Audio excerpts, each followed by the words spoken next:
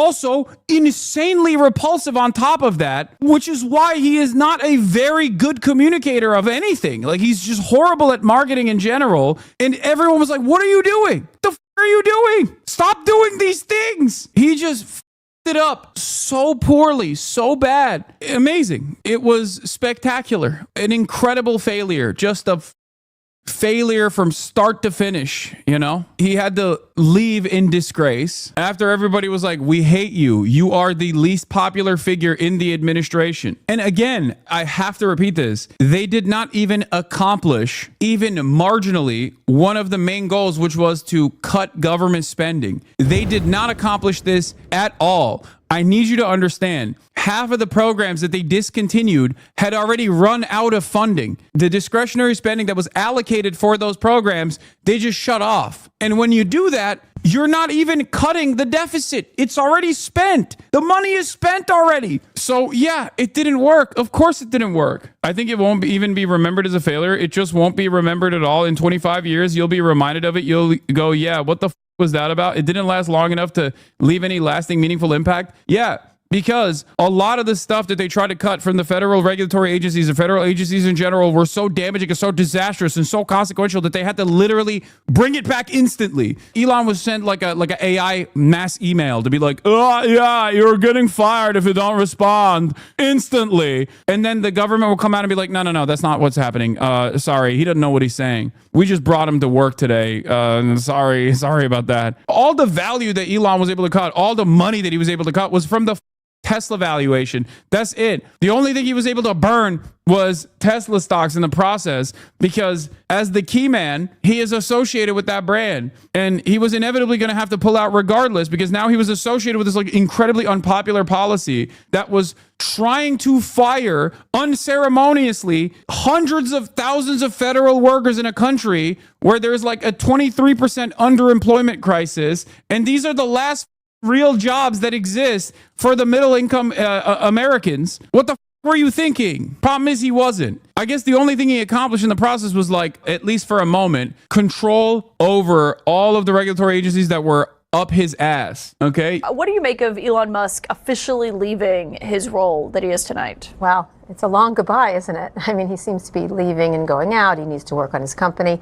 This was inevitable that he was not going to stay there very long. And it pushed along by the fact that his businesses are a bit in distress. And so he needs to pay attention and do his actual job. Do you think he's actually leaving? I think he's probably frustrated by the pace of government. And when he goes back to his companies, he says jump and they say how high. At the government, they don't do that. And I think he found a lot more difficulty in finding real cuts and everything else. And I think they're only sending $9 billion in DOGE. Yeah, all of the Elon Glazers now turning on him. Fake friends, you know? Like, didn't Kara Swisher basically ride Elon into oblivion? Like, this was her job. So many people in mainstream media have made careers out of talking about how awesome Elon is, how he's like basically Tony Stark. Elon Musk saying, you know, it can be big or it can be beautiful. It can't be both, which he said with a laugh there, but I do think is a point that he actually probably believes.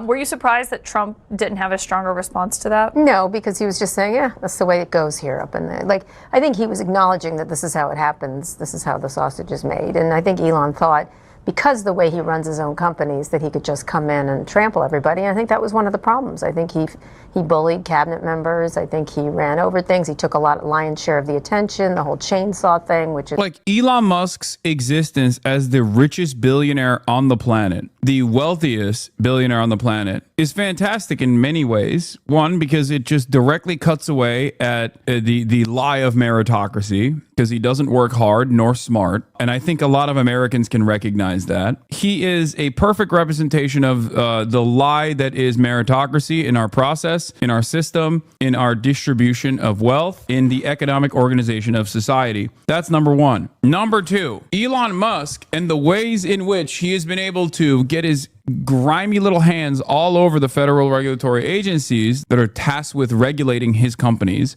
okay, is, I think, a perfect opportunity to once again remind people how these things work in places like China. Think for a moment. A guy like Elon Musk behaving this way, leading to all of these federal agency workers getting fired from their jobs. Imagine what would happen in China. Imagine what would happen to an Elon Musk figure in China. That's all I'm saying. There would be some serious criminal prosecutions that would come after these kinds of actions. And I think that is something we should be moving towards. It would be fantastic. Can't remember who, but someone said right after Elon started DOGE, he just unknowingly bumbled into the role of the king's dumb advisor. The king executes when the peasants start getting mad. And I think that's been entirely vindicated. Yeah. No, I presented it as that as well. I said, like, Elon Musk is going to be the foil. He is going to be the inevitable fall guy because Trump hates losers. And the moment that he falls out of favor, which he did, Donald Trump cut him out. He also does not have like the charisma to be able to navigate this space anyway. It would already be very difficult for anyone to be able to operate as the responsible figure for all of these insane cuts. But Elon is also repulsive. Like, he's gross. I don't know how else to explain it. He just has no aura. He's awful. He did blame the media a bit, said the media is going to overrepresent any political stuff. He said it's not like I left the companies. What?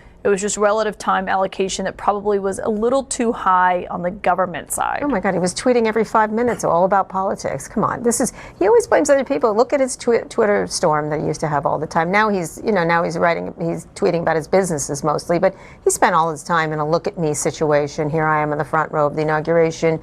Here I am jumping up and down on a stage. Here I am doing the Nazi salute. Kara, say it. I feel like we kind of just brushed past that far too quickly. I don't know why the media is not even entertaining that. That was a very consequential moment for a lot of Americans. I would go so far as to say that played a big role in resentment from a lot of Americans, and then that resentment carried over and snowballed into the additional resentment that they had with all the cuts that came afterwards, because they're all Nazi and don't give a dude. I know that there are Chatter's parents in here who even then, like, when he did that, they thought this is up. There's no way. I feel like that was a pivotal moment. That was a pivotal moment for a lot of people. I think you're discounting for the average people, like for the average boomers, I think you're discounting how much that image actually played a role in them going, nope, it's really dangerous to conflate that action with anti-Semitism. Yeah, Sig Heiling with anti-Semitism. Everybody knows anti-Semitism is when you say Israel does not represent all Jews and it's doing a genocide of primarily children. That's anti-Semitism, not when you Sig Heil. He's still going to be a successful business person. One of his companies, Neuralink, just got a big funding.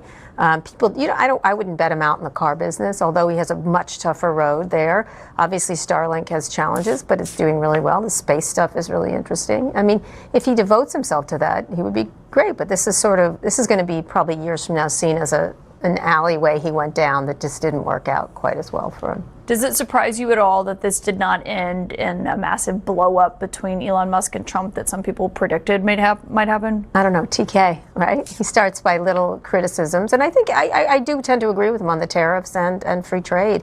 Again, he can do math. Deficits are a real problem for this country. And here we have this big, beautiful bill that's going to raise them rather substantially, which is mortgage. Oh my God. Yeah, that's the big problem with the big, beautiful bill, is that it actually raises the deficits, and not because it's a ginormous wealth reallocation to the top while causing the working poor to suffer even more. Oh my God. Oh my God. Ay, ay, ay. The mother Democrats and the liberals in media, what are we doing? This is literally a gift. This is a unique opportunity for every liberal to go on television and be like, they want to kill the working poor, but they don't want to say that. And the reason why they don't want to say that is because liberals also want to kill the working poor. Why don't you care about the deficit? It seems like a pretty big problem that we'll have to face eventually, because as long as America is the global currency, the global reserve currency, as long as America has 800 military bases, as long as America is the hegemonic superpower,